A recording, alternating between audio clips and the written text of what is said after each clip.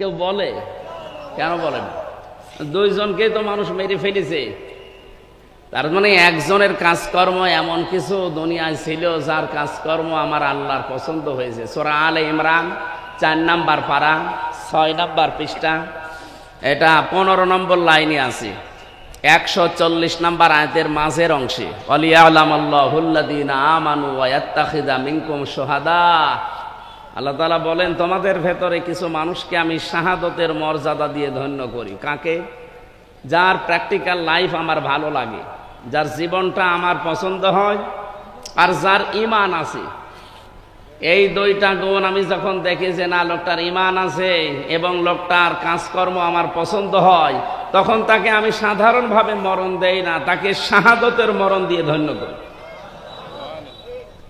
আজকে হাজী সাহেব যদি এখন মারা যায়, ঈমান নিয়ে যদি মরতে পারে, ওনাকে কবরে দিয়ে দেবেন, ঘুমিয়ে থাকবে, কিয়ামত পর্যন্ত ঘুমাবে। সিংহায় ফৎকার দেবে ইসরাফিল, জেগে উঠবে আল্লাহর দরবারে হিসাব দেওয়ার জন্য। এর আগে পরে আর কিছু নেই।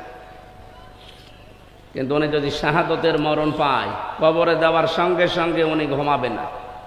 আল্লাহ বলেন, বালা হায়াউন ইনদা রাব্বিহিম ইউরযাকুন, তারা তো জীবিত এবং আমি নিজে তাদেরকে রিজিক দেই। যশোরবাসী শুনতেছেন? বলেন তো, মানুষ কি ঘুমিয়ে থাকলে খাওয়া লাগে? তাহলে এর আগে ওনার কথা বললাম, ঈমান নিয়ে মরে গেলে উনি কবরে থাকবে ঠিক, কিন্তু কি করবে?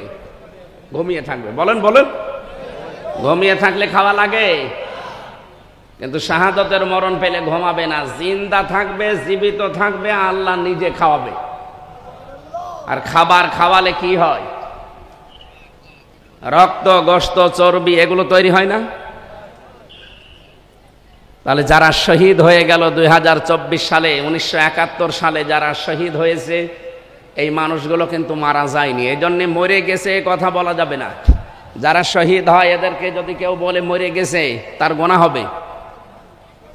সূরা বাকারা 154 নম্বর আয়াতে আছে, রব্বুল আলামিন বলেন, আলা তাকুলু লিমান ইউকতালু ফি সাবিলিল্লাহি আমওয়াত বাল আহইয়াউ ওয়ালাকিন লা তাশউরুন। কখনো এই কথা বলবা না মুখ দিয়ে, যারা শহীদ হয়েছে তারা মরে গেছে না, এই কথা বলা যাবে না, তারা জীবিত, তোমরা টের পাও না। এতটুকু বলে আল্লাহ শেষ করে দিতে পারতেন। মানুষ যেন মুখের পরে অন্তরে ধারণা করতে পারে, এই জন্য অন্তরের ওপরও আল্লাহ নিষেধাজ্ঞা জারি করেছেন।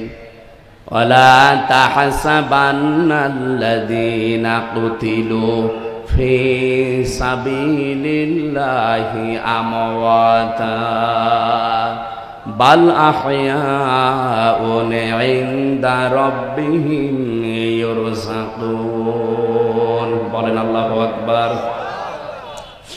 সূরা আলে ইমরান 169 নম্বর আয়াতে আছে, আল্লাহ পাক বলেন, যারা শহীদ হয়েছে, আমি আল্লাহর রাস্তায় যারা জীবন দিয়েছে, মানবতার জন্য যারা জীবন দিয়েছে, এ কথা কখনো ধারণাও করবা না যে লোকটা মরে গেছে। তারা জীবিত এবং আমি নিজে তাদেরকে রিজিক দেই। এর প্রমাণ আমি প্রায় 100টা লিখেছি কোরআন আর হাদিস, আর এই বাস্তবতা সম্পর্কে একটা বলছি। হযরতে আমির হামজা আমার নামে নাম, বিশ্বনবীর চাচা, মুহাম্মদুর রাসূলুল্লাহর আপন চাচা। উনি কিন্তু শহীদ হয়েছিলেন, সাধারণভাবে মারা যাননি।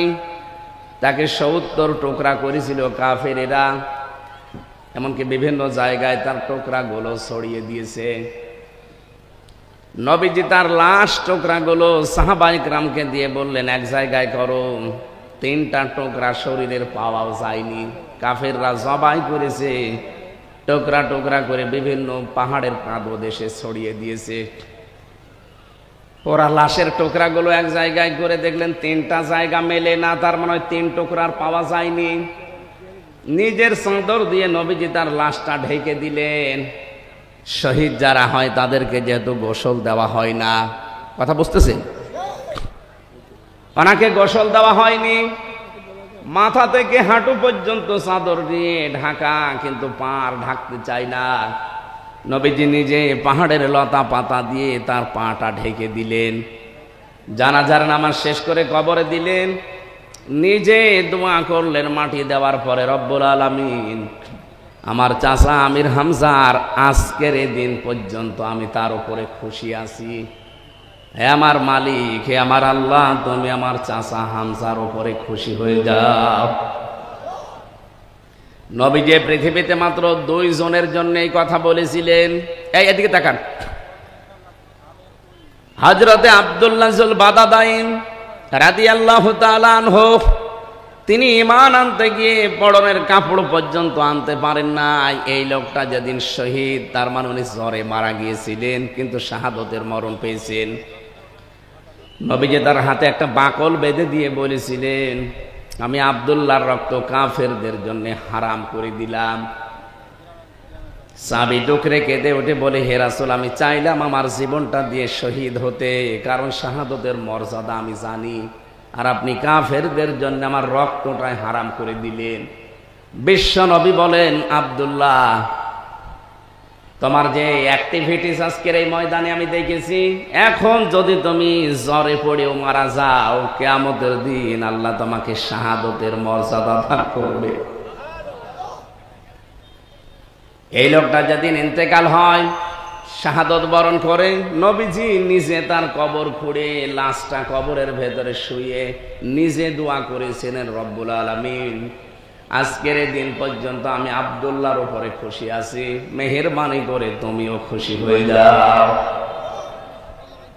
এই আব্দুল্লাহর জন্য একবার নবী নিজে দোয়া করেছিলেন, আর এই যে আরেকজন তার চাচা হামজা রাদিয়াল্লাহু তাআলা আনহু বললেন, হে আল্লাহ, আমি এ পর্যন্ত খুশি আছি কারণ আমার বাবা আমার জন্মের আগে দুনিয়া থেকে বিদায় নিয়েছে। এই পৃথিবীর ময়দানে আমার বাবার আদর আমি পাইনি। সবচাইতে বেশি মহব্বত, ভালোবাসা, আদর আমাকে দিয়েছে যিনি, তিনি আমার এই চাচা, আমি তার কাছে ঋণী হয়ে আছি। হে আল্লাহ, তোমাকে আমি এই মুহূর্তে আহ্বান জানাচ্ছি, মেহেরবানি করে তুমিও খুশি হয়ে যাও। 30 বছর পর, কিসের গল্প করেন, পরে পরে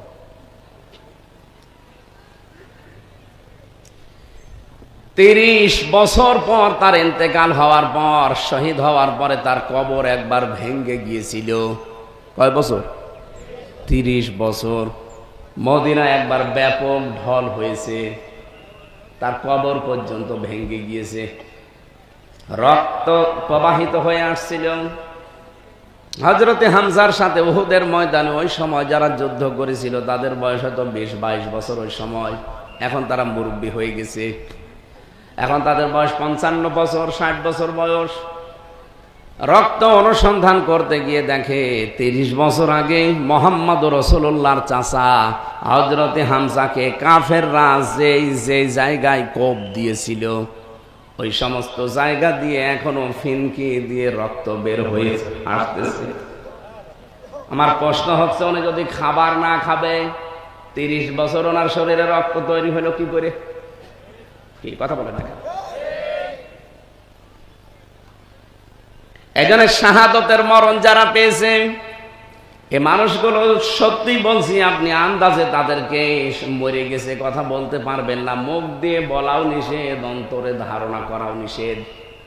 এই জন্য দেশ মাতৃকার জন্য আজকের যেহেতু সভাপতি একজন মুক্তিযোদ্ধা, উনি মানে 1971 সালের হবে নাকি 24 সালে, 24 সালেও যারা, তারাও মুক্তিযোদ্ধা। এখনো প্রায় 34,000 মানুষ হাসপাতালের বেডে কাতরাচ্ছে, তারা আহত। 2732 জন মানুষ তারা জীবন দিয়ে গেল, তাদের কি জীবনের দাম নেই? আপনি কি মনে করেন আবু সাঈদের জীবনের কোনো মূল্য তার কাছে ছিল না? তার দেওয়ালে পিঠ থেকে গিয়েছিল, এই জন্য সে বুক পেতে দিয়ে বলেছিল, বুকের ভেতর বইছে ঝড়, বুক পেতেছি বলি কর। মানে সহ্যের বাইরে চলে গেলে সে আর কি করবে? আমরা এইটাই চাই যে সহ্যের বাইরে যেন আর পৃথিবী চলে না যায়। আমরা বসবাসযোগ্য পৃথিবী তৈরি করতে চাই। এই কথা বলে না কেন? কয়েকদিন আগে ভারত থেকে এক সাংবাদিক, উনি বিবিসির দালালি করার জন্য এসেছিল ডক্টর মোহাম্মদ ইউনূসের কাছে। জবাব দিয়েছে উচিত ভাবে যে আপনি হাসিনার দালালি করেন, মানে সে মহিলা যা করেছে, কিয়ামত পর্যন্ত যদি ওরে আল্লাহ হায়াত দেয়, কিয়ামত পর্যন্ত যদি তারে ফাঁসি দেওয়া যায়, তাও তার গুনাহ মাফ হবে না।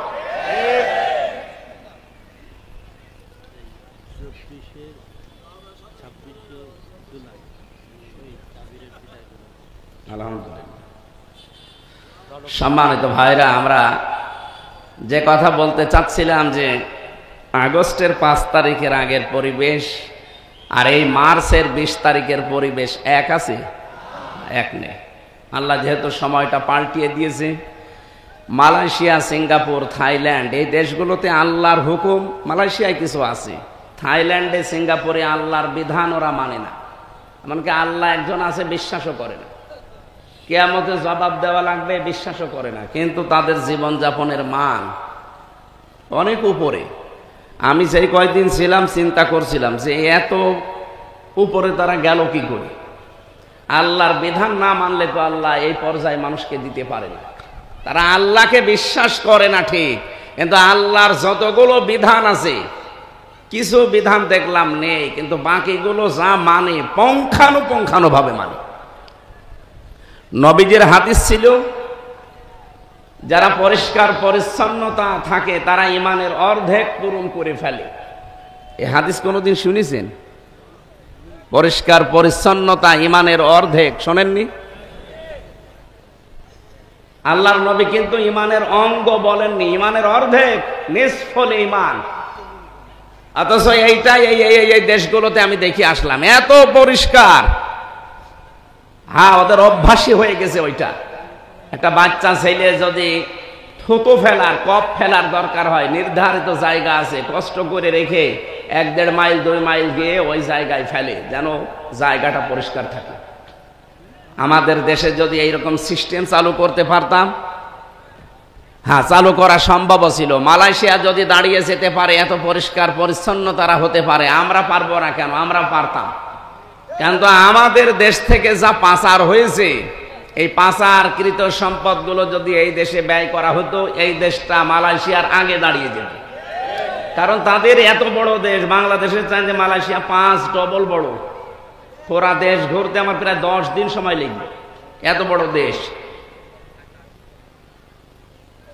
এত বড় দেশে মানুষ মাত্র 3 কোটি, তাও বাংলাদেশ থেকে গেছে 20 লাখ, অন্যান্য দেশ থেকে আরো এসেছে, সব মিলে 3 কোটি মানুষ।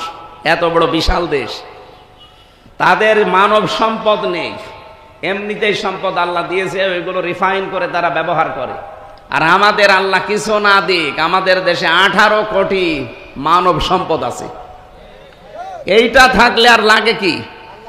কিন্তু আমরা ব্যবহার করতে পারি নাই। ওয়ালাকাদ কাররামনা বানি আদম, আল্লাহ বলেন আমি বনি আদম সন্তানকে সম্মান দিয়েছি।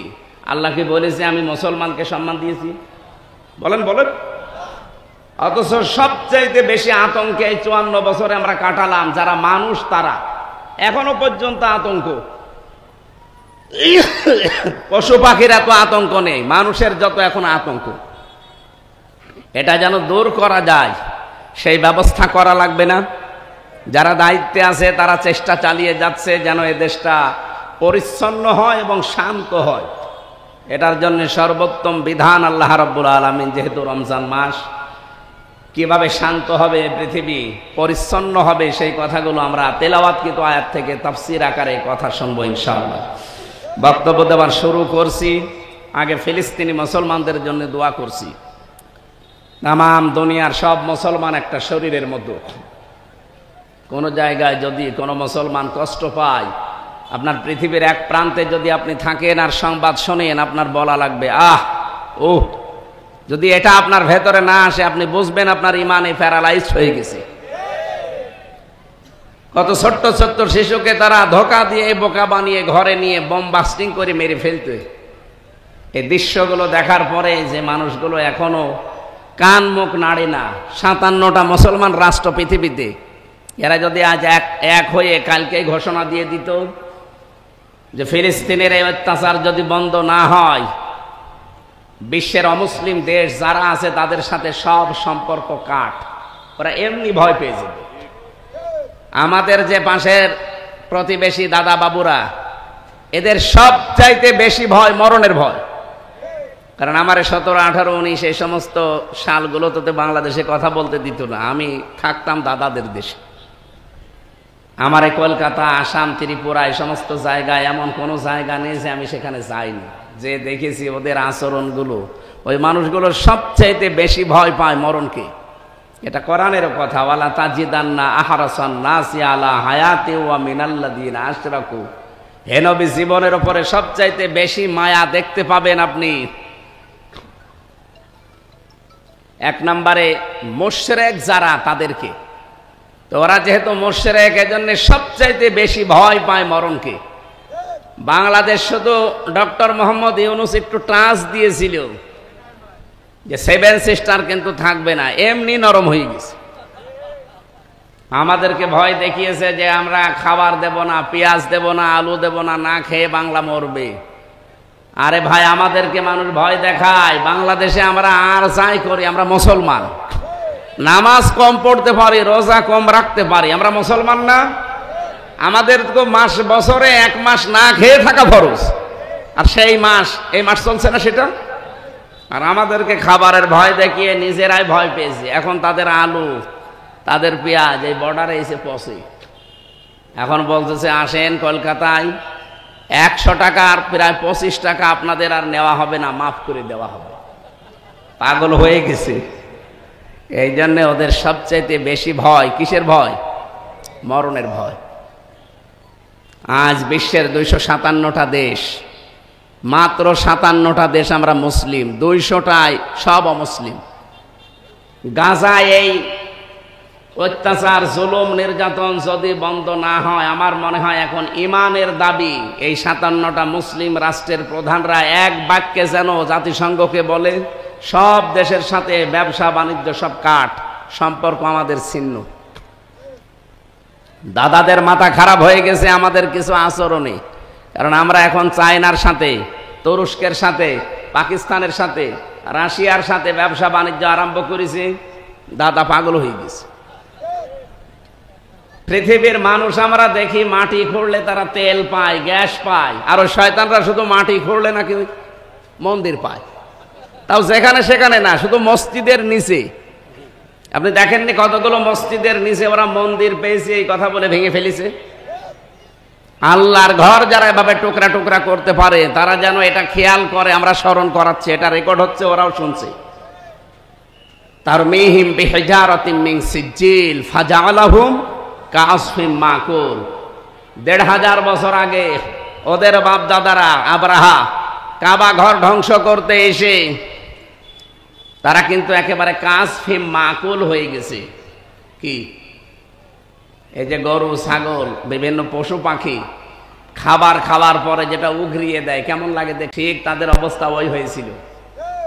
আপনাদের অবস্থাও আল্লাহ কিন্তু এই করবে। অলরেডি 7 সিস্টার যদি ভেঙে যায়, আর ভেঙে যাওয়ার উপক্রম হয়ে গেছে, এই জন্য আল্লাহর ঘরের সাথে বেয়াদবি করা বন্ধ করেন, অন্তত জুলুম বন্ধ করেন। কারণ জুলুম যারা করে, মানুষগুলো আর মানুষ থাকে না, এরা আল্লাহর মামলার আসামি হয়ে যায়। এই জন্য ইসরায়েল সহ বিশ্বে যারা আজ মানুষের ওপরে জুলুম করছেন, আপনারা কিন্তু মানুষ আর তো নেই, আপনারা এখন আল্লাহর মামলার আসামি। বাংলাদেশে ধর্ষণ যে করে, তার পক্ষে উকিল এখন দাঁড়াতে ভয় পায়। এই কথা বলেন না কেন? আসিয়ার ধর্ষক যারা, তাদের পক্ষে উকিল দাঁড়িয়েছিল, উকিল পর্যন্ত পিটানি খেয়েছে। তাহলে ধর্ষকের পক্ষে দাঁড়ালে জনগণ পিটিয়ে আপনাকে মেরে ফেলে, আপনি আল্লাহর মামলার আসামি, আপনাকে তো মেরে ফেলা দরকার। এই জন্য আমরা ব্যক্তিগত জায়গা থেকে শুরু করে আন্তর্জাতিক পর্যন্ত কোন জায়গায় যেন জুলুম না করি, বা জুলুমের সাফট আর না হই। এই 15.5 বছরে যে জুলুম হয়েছে, পৃথিবীর ইতিহাস পাল্টিয়ে গেছে। একটা জুলুম পৃথিবীর মানুষের চোখ দিয়ে পানি বের করে দিয়েছে আয়না ঘর। কি কঠিন অবস্থায় মানুষকে রেখেছিল আপনি ভাবতে পারেন? এরকম একটা চেয়ারে বসিয়ে একটা সুইচ টিপ দিলে 120 বার ঘোরে। আমি নিজে দেখে এসেছি, আমিও তো ছিলাম 10 দিন। এই নখগুলো সব তুলে ফেলে, এরপরে লবণ ছিটিয়ে দেয়। এই কঠিন পরিস্থিতিগুলো যারা তৈরি করেছিলেন এই মানুষগুলো সবই প্রায় পালিয়েছে। এখনো অনেক জালেম দেখি তাদের পক্ষে সাফাই গায়। আপনি মানুষ, আপনার বাবার সাথে যদি আয়না ঘরে 8 বছর 10 বছর এই আচরণ করতো আপনি মেনে নিতে পারতেন? আমার সাথে করেছে, আমি তো আপনার কেউ না, এই জন্য আপনার কিছু মনে হয় না। এই জন্য ধৈর্যের বাইরে চলে গিয়েছিল আমার মনে হয় আল্লাহ। এই জন্য আল্লাহ নিজে প্রতিশোধ নিয়েছেন। ফালাম্মা নাসুমা যুক্কিরু বিহি ফাতাহনা আলাইহিম আবওয়াবা কুল্লি শাজ্জিন হাত্তা ইযা ফারিহু বিমা উতু আখাযনাহুম বাগতাতান ফাইদাহুম মুবলিসুন। আল্লাহ তাআলা বলেন, যখন তারা আমার নির্দেশগুলো ভুলে গেল তখন তাদের উপরে আমার যত বরকতের দরজা সব আমি খুলে দিলাম, আমার রহমতের দরজা। খেয়াল করেছেন, আল্লাহর বিধান যারা ভুলে যায় তখন দুনিয়া তাদেরকে দিয়ে দেওয়ার জন্য যত বরকত আছে সব আল্লাহ তাদেরকে দেয়। নাজ নিয়ামত, ক্ষমতা, টাকা পয়সা, পাওয়ার, প্রতিপত্তি সব আল্লাহ দিয়ে দেয়। ঠিক তাই করেছিল। 15.5 বছরে আল্লাহর কোন বিধানটা তারা বাকি রেখেছিল বলেন? প্রশ্ন করতে পারেন যে মসজিদ বানিয়েছে, কিসের মসজিদ বানিয়েছে? নিজের টাকা খরচ করে মসজিদ বানিয়েছে, সব সৌদি আরবের টাকা। কিছু জালেম নামে আলেম ছিল, আলেম নামে জালেম, এগুলো 5 আটা গোলামি করত আর ওকে নাম দিত হজরত। ওকে যদি কেউ নাম দেয় যে হজরত শেখ হাসিনা, তাহলে আবু জেহেলকেও বলা লাগবে হজরত আবু জেহেল। কি কথা বলছেন এখানে? আপনি হাসিনাকে যদি হজরত বলতে পারেন তো কি হয়েছে, আবু জেহেলের কি হয়েছে? এগুলো দালালি করা, চামচামি করা ছাড়া কিচ্ছু না। এত বড় জালেমকে যারা হজরত বলতে পারে, কওমি জননী বলতে পারে, ওরা কি মানুষ? মানুষের বাইরে চলে গিয়েছিল এই মানুষগুলো। আল্লাহ তাআলা বলেন, হঠাৎ করে যখন তারা আনন্দকৃত, আমার দানকৃত বস্তু পেয়ে আনন্দে আছে, তখন আমি নিজে তাদেরকে ধরলাম। আখাযনাহুম, এর ফাইল কর্তা আল্লাহ নিজে। বাগতাতান, আকস্মিক ভাবে, যে দুপুরের খাবার খাবে সে সময়ও পাইনি। 45 মিনিট চেয়েছিল তাও পাইনি। 5 মিনিট বলেছিলাম একটা বক্তব্য লিখবো, তাও দেয়নি। এর নাম বাগতাতান। এর নাম কি? আল্লাহ বলেন, আমি নিজে আকস্মিক ভাবে তাদেরকে ধরলাম। ফাইদাহুম মুবলিসুন, ওই মানুষগুলো হতাশ হয়ে গেছে। ওদের যে হতাশা, এখনো পর্যন্ত যারা বাইরে পালিয়ে আছে তাদের চেহারার ভেতরে আমি দেখে আসলাম। সিঙ্গাপুরে যেই হোটেলে উঠেছিলাম, মালয়েশিয়া, থাইল্যান্ডে যেই হোটেলে উঠি, দেখি নিচে 2 জন বসে চা খাচ্ছে। কি গো এখানে? তো হুজুর আমরা আগেই পালিয়েছি। আগেই পালিয়েছেন কেন? এই দেশে যে আপনার সাহেব পাড়া আছে ওখানে থাকবেন না? ওখানে থেকে মায়ের খাবো। বাংলাদেশের জনগণ এখানেও আছে, যদি শোনে যে সাহেব পাড়ায় অমক এসে আছে, পিটিয়ে আগুন ধরিয়ে দেবে মেরি। কি করলেন? টাকা পয়সাগুলো পাচার করে নিজেও এখন থাকতে পারেন না, হোটেলে থেকে মরেন। আর চেহারার ভেতরে কি হতাশা! আল্লাহ যে বললেন ফাইদাহুম মুবলিসুন, 100 ভাগে আয়াতটা তাদের উপরে কার্যকর। ফাকুতিয়া দাবিরুল কওমিল্লাযিনা যালামু, আল্লাহ বলেন জালেমদের শিকড় কাটা হয়ে গেছে। কেটেছে কে? না না, আপনি আলেন। এই এখানে হুজুর বসে আছে না? কতিয়া, এটা মজুল, এর ফাইল জানা আছে? কতিয়া মজুল, এর ফাইল কর্তা জানা নেই। এই জন্য জালেমদের উপরে যে ঝড় বয়ে গেল আগস্টের 5 তারিখের পর থেকে, কে করেছে? আরে বললাম না, কর্তাকে ফাইলকে জানা নেই, কে করেছে কেউ জানে না। আপনি আমার কুষ্টিয়ার মাহবুবুল আলম হানিফের বাড়ি যেয়ে দেখেন, পায়খানার প্যান পর্যন্ত খুলে নিয়ে গেছে। তো খুলিয়েছে কে? কেউ জানে না। হ্যাঁ, আপনি ধানমন্ডি 32 নম্বরে যেয়ে দেখেন, কে করলো কেউ জানে না। ওখানে আযাবুল বুলডোজার নাজিল হয়েছিল। ওর নাম কি? আযাবুল বুলডোজার। আল্লাহ এখানে যে ফাকুতিয়া দাবিরুল কওমিল্লাযিনা যালামু দিলেন, জালেমদের শিকড় কাটা হয়ে গেছে। আমার মনে হচ্ছে যে এই দৃশ্যটা আল্লাহ 1500 বছর আগে, উনি তো সবই জানে। এ বাংলাদেশ সম্পর্কে এটা জেনে আগেই নাজিল করেছি। এটা সূরা নমলে পাবেন, 19 নম্বর পারা, 20 নম্বর পৃষ্ঠা, 7 নম্বর লাইনের 52 নম্বর আয়াতে আছে। আল্লাহ রাব্বুল আলামিন বলেন ফাতিলকা বুয়ুতুহুম খাওয়িয়াতাম বিমা যালামু ইলা আখিরি আয়া। এখানে আরবি গ্রামার যারা বোঝে, ইংরেজি গ্রামার যারা বোঝে তাদেরকে বলছি, একটু খেয়াল করে দেখেছেন আল্লাহর ভাষা হচ্ছে ফাতিলকা বুয়ুতুহুম খাওয়িয়াতাম বিমা যালামু। আল্লাহ বলেন এই সেই ঘরগুলো, এই এদিকে তাকান, কে বলছেন বলেন তো? আল্লাহ পাক বলেন এই সেই ঘরগুলো, বাইতুন না, বুয়ুত বহু বচন, হোম মানে তাদের, এই যে তাদের এই ঘর, খাওয়িয়াতান জনশূন্য হয়ে পড়ে আছে, আজ ওজাড় হয়ে পড়ে আছে, বিমা যালামু এদের জুলুমের কারণে।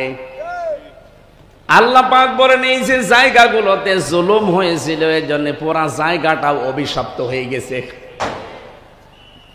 এতটুকু আল্লাহ যদি শেষ করে দিতেন আমি আয়াতটাই বলতাম না। এরপরে আমাদের জন্য জালেমদের এত বড় শিকড় যদি আল্লাহ কেটে ফেলতে পারে, আপনি চিন্তা করতে পারেন এই বাঁকড়া ইউনিয়ন থেকে শুরু করে একেবারে সংসদ পর্যন্ত প্রত্যেক জায়গায় জালেমদের শিকড় একেবারে গভীরে ছিল। ইউনিয়নের দারোয়ান থেকে একেবারে সংসদের দারোয়ান পর্যন্ত সব জায়গায় জালেমদের লোক 100% ঠিক করা ছিল। আল্লাহ পাক বলেন এত বড় শিকড় যখন কাটা হয়ে গেছে, ইন্না ফি যালিকা লাআয়াতান লিকওমি ইয়ালামুন। এখানে লামে তাকিদ আছে, অবশ্যই এর ভেতরে শিক্ষা আছে যারা জ্ঞানী তাদের জন্য। তাহলে আমাদের শিক্ষা কি? 15.5 বছরের এত বড় শিকড় যদি আল্লাহ কেটে ফেলতে পারে, যশোরবাসী এখনো যদি কেউ জুলুম করে, আগামীতে যারা আসবে তারাও যদি জালেম হয়, 5 বছর পরে তাদের বাড়ি ঘর শ্মশান হয়ে যাবে। এই জন্য সাবধান, সাধু সাবধান।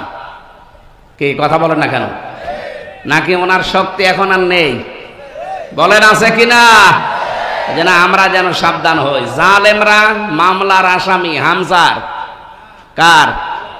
আল্লাহর মামলার আসামি। আপনি টের পাচ্ছেন?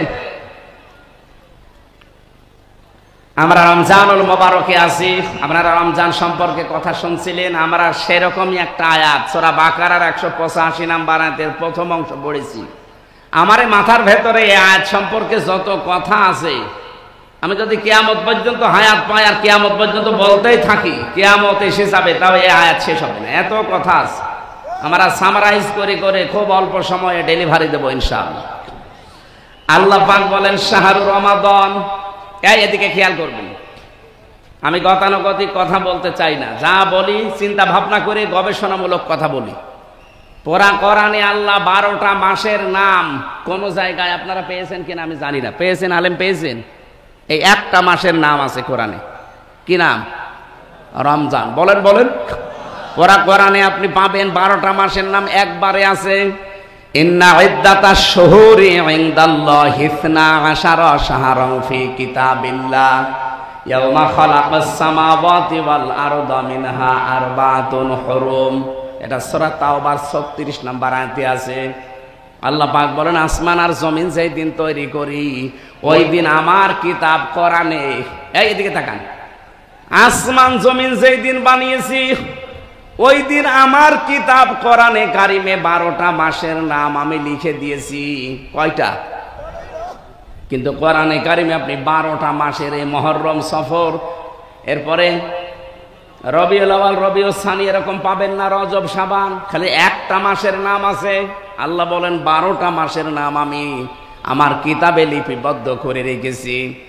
অথচ আমরা শুধু একটা মাসের নাম কোরআনে কারিমে পেলাম, তার নাম রমাদান।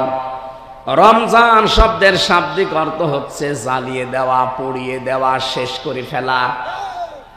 রব্বুল আলামিন এখানে 4টা বিষয় আমাদেরকে জানিয়েছেন, একটার সাথে আরেকটা রিলেটেড। 1 নম্বরে রমজান, 2 নম্বরে কোরআন, 3 নম্বরে সিয়াম, 4 নম্বরে তাকওয়া।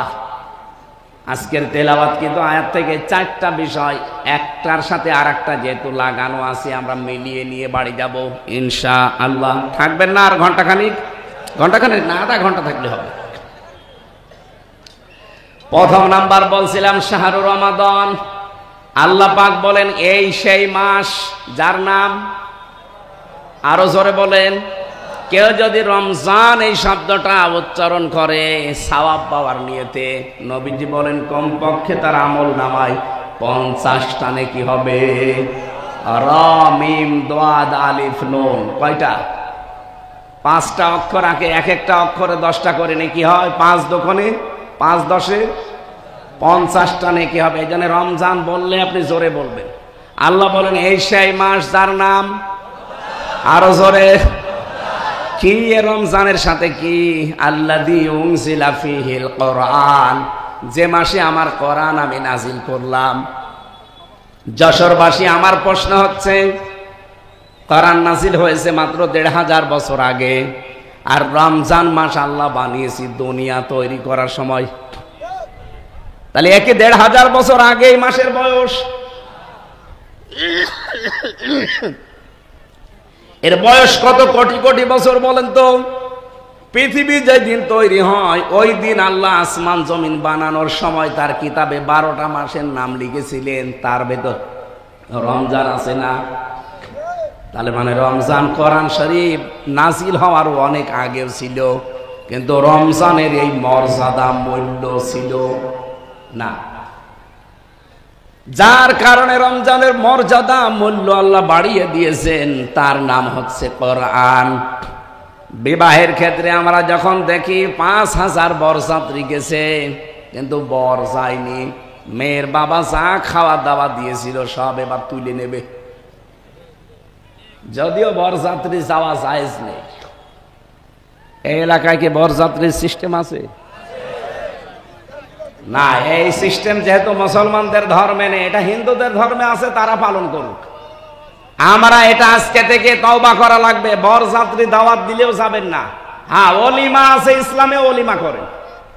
অলিমা কি ছেলের বাড়িতে হয় না মেয়ের বাড়িতে? আপনি কোথায় যান? সুতরাং মেয়েদের মর্যাদা কত মেয়েরা টের পাচ্ছেন?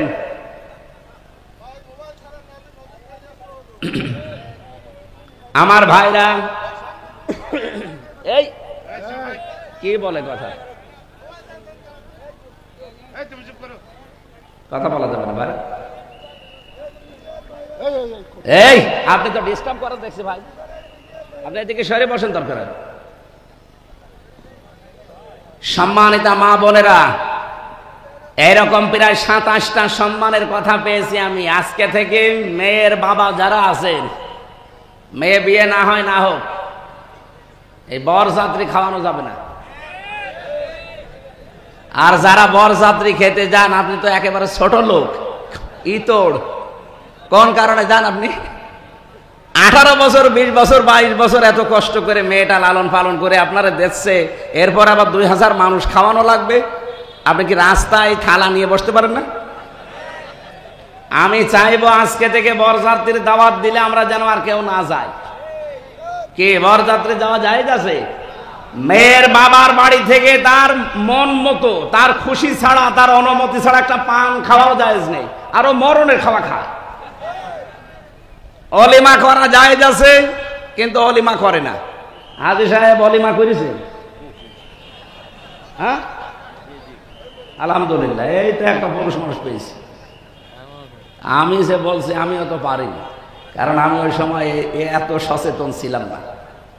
বারবার যে বলছি অলিমা আর বরযাত্রীর কথা, কারণ আমার 3টা মেয়ে, আমার মেয়ে বিয়ে দেওয়া লাগবে না?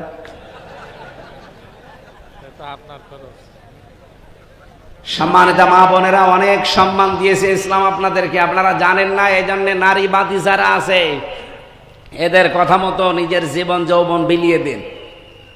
মানুষ আপনাদেরকে ভয় দেখায়, ওরা যে ইসলাম যদি দেশে আসে জুজুর ভয় দেখায় যে আপনারা ঘর বন্দী হয়ে পড়বেন, শিকল বন্ধ হয়ে পড়বেন, তালাবদ্ধ করে দেবে। না, ইসলাম আসলে পরিবার থেকে শুরু করে আন্তর্জাতিক জীবন পর্যন্ত সবচাইতে বেশি নিরাপদে থাকবেন আপনারা।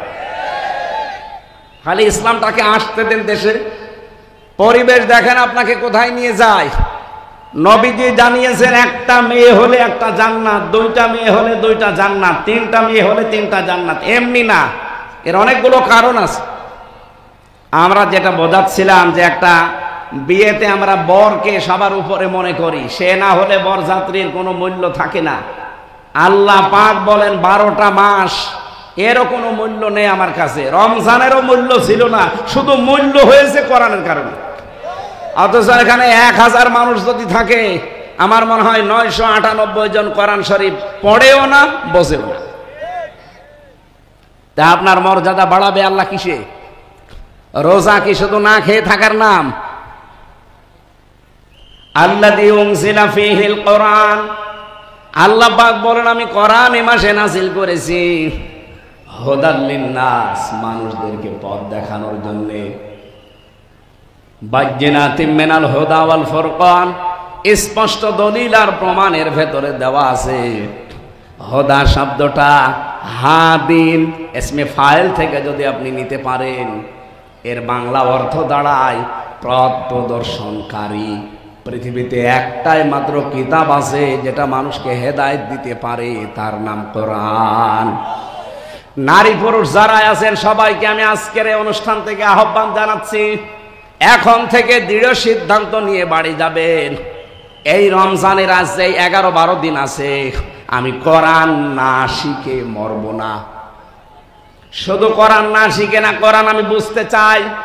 যেভাবেই হোক অন্যান্য ভাষা বোঝার জন্য যেমন চেষ্টা চালাই, কোরআন আমি বোঝার জন্য 100 ভাগ চেষ্টা চালাবো।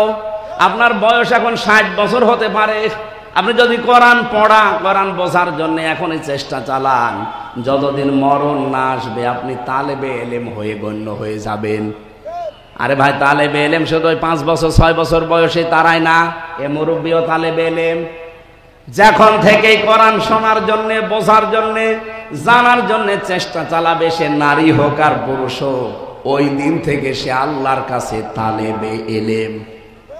কি আর ওই অবস্থায় যদি আপনি মারা যান, বিনা হিসাবে বিনা বিচারে আপনি জান্নাত পেয়ে যাবেন। এখানে যার জন্য দাম বেড়েছে, সেই বরের মর্যাদা, কোরআনের মর্যাদা এই মাসে দেওয়া লাগবে না? কি কি মর্যাদা সেটা? অল ফুরকান।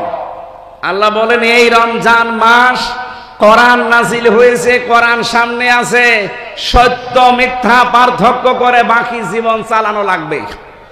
সুতরাং রমজান এসেছে, কোরআনও আছে, রোজা আছে, চলে যাবে আর 11-12 দিন পরে। যদি সামনের বাকি জীবন হক আর বাতিল কোনটা কোরআন দিয়ে পার্থক্য করে চালাতে না পারেন, আপনার জীবন ব্যর্থ। আমি কথা বোঝাতে পেরেছি, আমি জানি আপনি বুঝেছেন। এখন যদি না বোঝার ভান করে থাকেন, ওটা আপনার বিষয়। সামনে কোনটা হক কোনটা বাতিল এটা পার্থক্য করবেন কি? আপনার বাবার জীবনী দিয়ে। কি দিয়ে? আরো জোরে বলেন। আশা করছি এটা সামনে রাখবেন। 3 নম্বরে সিয়াম। আল্লাহ রাব্বুল আলামিনের নবী বলেন আস-সাওমু লি, আস-সিয়াম বলেন নাই। সিয়াম এটা জেনারেল ভাবে একটা বিধান, ঘরনায় পাক আসতে থাকে বছরের পর বছর। কিন্তু আস-সাওমু এই শব্দ কিসের জন্য? আমরা যারা এখানে শিক্ষিত মানুষ তাদেরকে বলছি আস-সিয়াম আস-সাওম, দুইটা শব্দ আকাশ পাতাল। সিয়াম এটা ধারাবাহিক ভাবে আসবে, 1 বছরের পরে আর 1 বছর আসবে, যদি বেঁচে থাকেন পাবেন। কিন্তু আস-সাওমু এটা হাদিসে কুদুসি, নবীজি বলেন আল্লাহর কথা আমার মুখ দিয়ে আল্লাহ ডেলিভারি দিয়েছেন। আস-সাওমু লি, রোজা আমার জন্য, ওয়ানা উজজা বিহি, আমি নিজে তার পুরস্কার। জোরে বলেন সুবহানাল্লাহ। কি আস-সাওমু আস-সিয়াম, পার্থক্য কি? রোজা রাখতে হলে 4টা বিষয় সামনে রাখা লাগে। 1 নম্বরে ক্ষুধা, খাবার, 2 নম্বরে পানীয়, 3 নম্বরে যৌন সম্ভোগ, 4 নম্বরে আল্লাহর হারাম বস্তুগুলো ছেড়ে দেওয়া। এই 4টা বিষয় যখন মানুষ ছেড়ে দিতে পারবে, সেই লোকটার আস-সাওমু এই শব্দটার সাথে পরিচিত হবে। এই 4টা বিষয় নিজের জীবনে বাস্তবায়ন করে যদি কেউ রোজা থাকতে পারে, তার পুরস্কার কি? আল্লাহ বলেন আমি নিজে দেব, অথবা আমি নিজেই তার পুরস্কার হয়ে যাব। জোরে বলেন সুবহানাল্লাহ। কিয়ামতের দিন একটা দরজা আল্লাহ আলাদা বানিয়েই রেখেছেন, তার নাম রায়আন। যারে তারে প্রবেশ করতে দেবে না। যেই লোকটা রোজা ছিল তাকে আল্লাহ প্রবেশ করাবে। এই জন্য সিয়াম যেহেতু শুধু আমাদের প্রতি না, সিয়ামের পূর্বেও ছিল। আল্লাহ রাব্বুল আলামিনের পূর্বে যে সিয়ামগুলো দিয়েছিলেন, আমি আলেমদেরকে বলছি, আমি কিন্তু প্রশ্ন করব এবার, এর আগে যত সিয়াম ছিল আমাদের এই মতো সিয়াম না। হযরতে মরিয়ম আলাইহিস সালামও সিয়াম করেছিলেন, কিন্তু তার সিয়াম ছিল শুধু কথা বলা যাবে না, বাকি সব কাজ করা যাবে। তিনি রোজা রেখেও খাবার দাবার খেতেন, পানি খেতেন। কথা বুঝতেছেন? তাহলে কামা কুতিবা আলাল্লাযিনা মিন ক্বাবলিকুম, রোজা শুধু তোমাদের জন্য আমি লিখে দেইনি, হ্যাঁ তোমাদের বিধানটা আলাদা। তোমরা ওই 4টা বিধান যদি পালন করে রোজা রাখতে পারো তাহলে তোমাদের সিয়াম হবে আস-সাওম। সেটা কি? 1 নম্বরে আপনি খাবার থেকে, 2 নম্বরে পানীয় থেকে, 3 নম্বরে স্ত্রী সম্ভোগ থেকে, 4 নম্বরে আল্লাহর হারাম বস্তুগুলো থেকে নিজেকে বাঁচিয়ে রাখবেন। এই 4টা মেনে নেওয়ার নাম আস-সাওম। 4টা মেনে নেওয়ার নাম কি? এটা শুধু আমাদের প্রতি উম্মতি মুহাম্মদি, কিন্তু কামা কুতিবা আলাল্লাযিনা মিন ক্বাবলিকুম, তোমাদের পূর্বে যত নারী পুরুষ বিদায় নিয়েছে অন্য নবীর উম্মত যারা, তাদের প্রতি কিন্তু এই রকম সিয়াম ছিল না। তাদের সিয়ামের সিস্টেম ছিল আলাদা, তাদের সিয়ামের ধরন ছিল আলাদা। এই যে মরিয়ম আলাইহিস সালামের কথা বললাম, উনিও রোজা রেখেছিলেন, কিন্তু আমাদের রোজায় খাওয়া যায় না, আর ওনার রোজায় খাওয়া যেত। আমাদের রোজায় কথা বলা যায়, কিন্তু ওনার রোজায় কথা বলা যেত না। আমি এরকম প্রায় 70টা নিয়ম পেয়েছি পুরা কোরআনে। এতগুলো দলিল আমি লিখেছিলাম, লম্বা করে বলা যাচ্ছে না, কারণ জোহরের পর আবার আরেকটা অনুষ্ঠান আছে আমার, এই জন্য আমি খুব সামারাইজ করছি। সিয়ামের সিস্টেমগুলো আল্লাহ দিয়েছেন এক এক নবীর উম্মতের প্রতি এক এক রকম করে, আর প্রত্যেকের উদ্দেশ্য ছিল একটা। আমি আবার বলছি, সিয়াম আমাদের প্রতি, রোজা আমাদের প্রতি যেই নিয়মে, অন্য নবীর উম্মতের প্রতি এরকম ছিল? বলেন বলেন। ওনাদের সিস্টেম আলাদা ছিল। ইহুদিরা রোজা রাখে কিন্তু তাহারা সেহরি করে না, খ্রিস্টানরা রোজা রাখে তারা ইফতারি করে না, হিন্দুরা রোজা রাখে উপোস থাকে বাবা মা মরে গেলে, ওটা ওরা রোজা মনে করে। পৃথিবীর কোন জাতির সাথে আমাদের রোজার মিল আছে? পৃথিবীতে জাতি আছে কয়টা? 4,500। 4,500 ধর্মের লোক বাস করে এই পৃথিবীতে, তার প্রত্যেকটি আলাদা আলাদা রোজা রাখে, তারা তাদের রোজার নিয়ম আলাদা। কিন্তু আমরা শুধু মুসলিম 210 কোটি আমরা দুনিয়ায়, আমাদের রোজাটা পুরা আলাদা।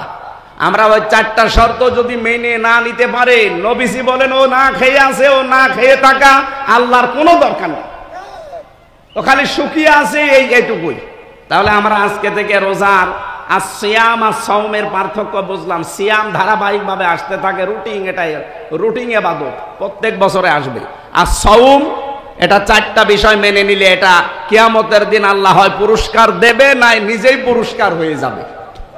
1 নম্বরে খাবার দাবার থেকে, 2 নম্বরে পানীয় জাতীয় জিনিস থেকে, 3 নম্বরে স্ত্রী সম্ভোগ থেকে, 4 নম্বরে হারাম কাজ থেকে বেঁচে থাকবেন।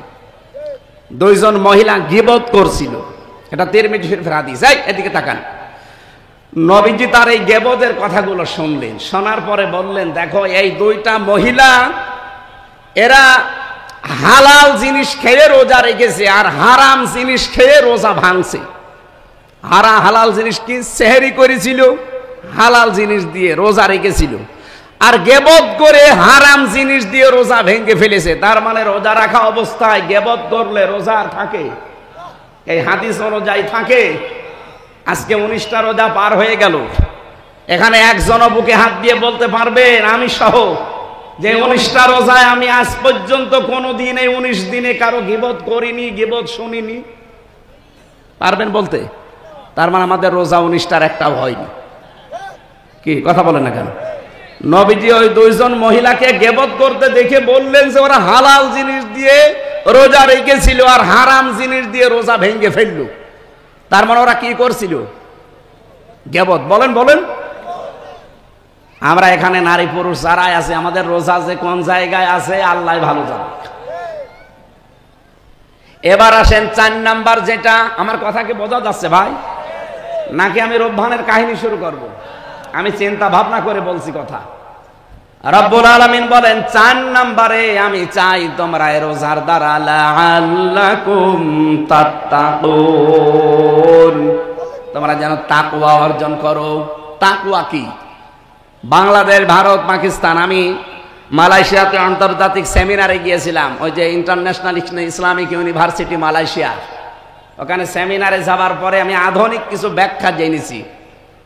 ওনারা বলছিল ওখানে প্রফেসর যারা, স্যার যারা আছে, ডক্টর মিজানুর রহমান আজহারি, যে স্যারের আন্ডারে উনি পিএইচডি করলেন, ডক্টর নূর মোহাম্মদ ওসমানী, ওনার বাড়ি বাংলাদেশে কক্সবাজারে, ওখানে উনি ওই মালয়েশিয়া বিশ্ববিদ্যালয়ে আছে প্রফেসর হিসাবে। আমিও স্যারের সাথে দেখা করে বললাম আমিও করতে চাই। বলে ভর্তি হয়ে যাও, আমি সব প্রসেস করে এসেছি, আপনারা দোয়া করবেন, দোয়া চাচ্ছি আমি যেন সহজে এটা করে আসতে পারি। এখন 3 বছর লাগবে আর 4 মাসের একটা ট্রেনিং আছে আরবিতে। মানে স্যার আছে আমার যারা দায়িত্বে আছে বলছে যাওয়ার দরকার নেই, মাহফিল করেন এই দেশে, এই দেশে মাহফিল করলে এটা হবে। এখন 3 বছর মনে হয় চলে যাব নাকি? আপনারা বলেন তো চলে যাব কিনা? না না, আমার পড়াশোনা করা লাগবে না। না না, মালয়েশিয়া আর বাংলাদেশ তো সমান না। 3 বছর জেলে থাকাকালীন যদি চলতে পারেন কোনো অসুবিধা নেই, আর 3 বছর কষ্ট হলেও হোক, 3.5 বছর সব মিলে, 3 বছর 4 মাস, 3.5 বছর চেষ্টা চালাচ্ছি। এরপরও দেখি আমার যারা দায়িত্বে আছে পারিবারিকভাবে, মা বাবা আছে, আরও আছে, এনারা বলো, আমি তো স্যারের সাথে সব ঠিক করে এসেছি, চেষ্টা চালাবো জ্ঞানের পরিধি যেন আল্লাহ আরো বাড়িয়ে দেয়। কারণ আমরা এই সূত্রগুলো পেলে আমরা ব্যাখ্যা করতে সহজ হবে। এই যে তাত্তাকুনের ব্যাখ্যা আমার মনে হয় এখানে অনেকে জানেনও না, জীবনে শোনেনও না। তাকওয়া যে এর নাম, আমরা মনে করি এরকম বিশাল জুব্বা গায়ে থাকবে, সুন্দর এরকম টুপি মাথায় থাকবে, হাতে একটা তসবিহ থাকবে, শুধু সুবহানাল্লাহ আলহামদুলিল্লাহ, দুনিয়ার কোনো খেয়াল নেই। এ বিশাল পরহেজগার, এ বিশাল তাকওয়াবান, এ বিশাল বুজুর্গ হয়ে গেছে। না, তাকওয়া অর্জন করতে চাইলে 4টা জিনিস আপনার ভেতরে মাস্ট বি থাকা লাগবে।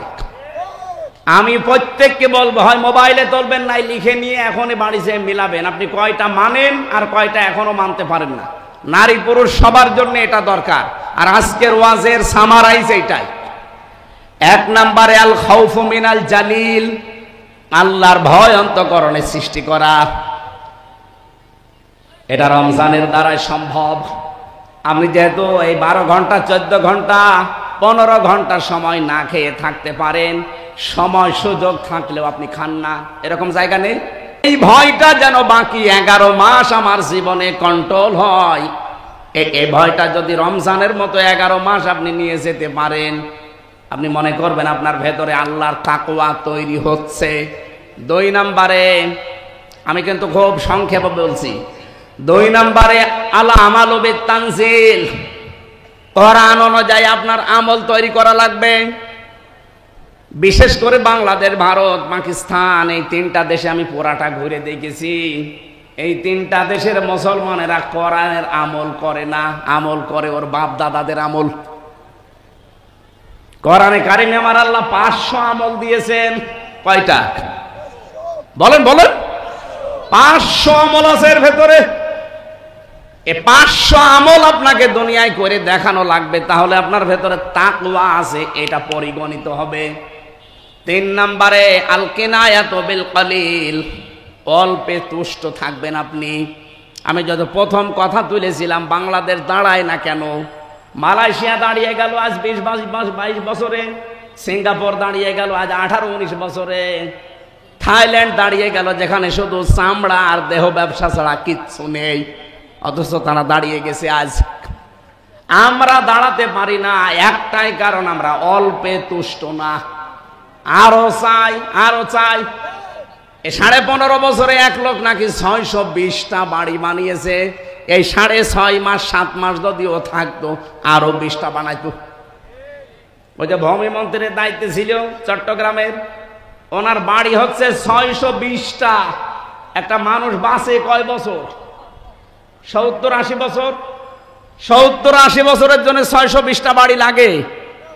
এক বাড়িতেই তো পার হয়ে যায়, আরো আর একটা হায়াত লাগে। আর ওর বাড়িতেই হয়নি, কারণ ও অল্পে তুষ্ট না। এই যে আমরা একজন সাদা মানুষের নাম শুনি, ওনার নাম হচ্ছে দরবেশ সালমান এফ রহমান। ওর মাথার চুল থেকে শুরু করে পায়ের স্যান্ডেল পর্যন্ত পুরাটা সাদা, অথচ ভেতরে পুরাটা কালো ছিল। 36,000 কোটি টাকা মারিং কাটিং করেছে। একটা মানুষের টাকা লাগে কত বলেন তো? 36,000 কোটি। আপনারা যদি গণনা করতে দেওয়া যায় হাত ব্যথা হয়ে যাবে। মেশিন ছাড়া আপনি গুনতেও পারবেন না। 1-2 টাকা 36 টাকা হলেও তো হয়। 36,000 না, 36 লাখ না, 36 কোটি না, 36,000 কোটি। কত টাকা একজন চুরি করেছে বলেন? অল্পে তুষ্ট থাকলে এত টাকা চুরি করে বাইরের দেশে পাঠাতো না। এই রূপপুরের পারমাণবিক কেন্দ্র আপনারা নাম শুনেছেন, ওখান থেকে একজন শেখ হাসিনার ছোট বোন ৭৬,০০০ কোটি টাকা নিয়েছে। একটা জায়গা থেকে যদি এই পরিমাণ চুরি হয় তো দেশ দাঁড়াবে কি করে? এ যে এখনো আছে তাই তো ভালো বলার দরকার। আমি ওই 10 দিন যেভাবে ছিলাম কোনো কাশি আমার হয়নি, একেবারে নীরবে নিস্তব্ধ, কোনো ময়লা নেই, কোনো ধুলোবালি নেই। কাশি হবে কি দিয়ে? আর এই দেশে আজ 2 দিন এসে কাশতে কাশতে মরে যাচ্ছে। না, আমাদের দাঁড় করাতে হলে অল্পে তুষ্ট থাকা লাগবে। শুধুমাত্র 5 ওয়াক্ত নামাজ পড়া, কালো কালো বোরকা পরে ঘোর ঘোর করে ঘোরা না। আপনাকে অল্পে তুষ্ট থাকা লাগবে। আপনার স্বামীর বেতন 20,000, ওইটা নিয়ে আপনাকে কন্ট্রোল করা লাগবে আপনার জীবন। না, ওর স্বামীর বেতন 20,000, ওর বিউটি পার্লারে সাজতেই লাগে 15,000। আপনার চাহিদা আপনি এত বাড়াবেন কেন? যতটুকু যা পেয়েছেন আপনার স্বামীর কাছ থেকে তার ওইটা নিয়ে আপনাকে তুষ্ট থাকা লাগবে। তাহলে আপনার ভেতরে তাকওয়া পয়দা হয়েছে এইটা বোঝা যাবে। 4 নম্বরে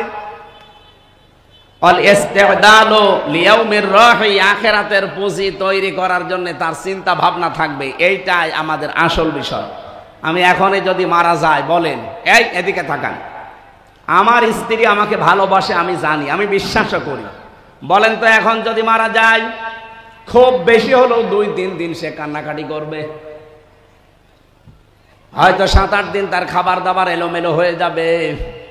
4 মাস 10 দিন পরে দেখবেন আমার শ্বশুর আর শাশুড়ি আমার মা বাবাকে বলবে, হামজা তো মরেই গেছে, মেয়ে আর রেখে করব কি, দিয়ে দেন, আমি অন্য জায়গায় বিয়ে দেব।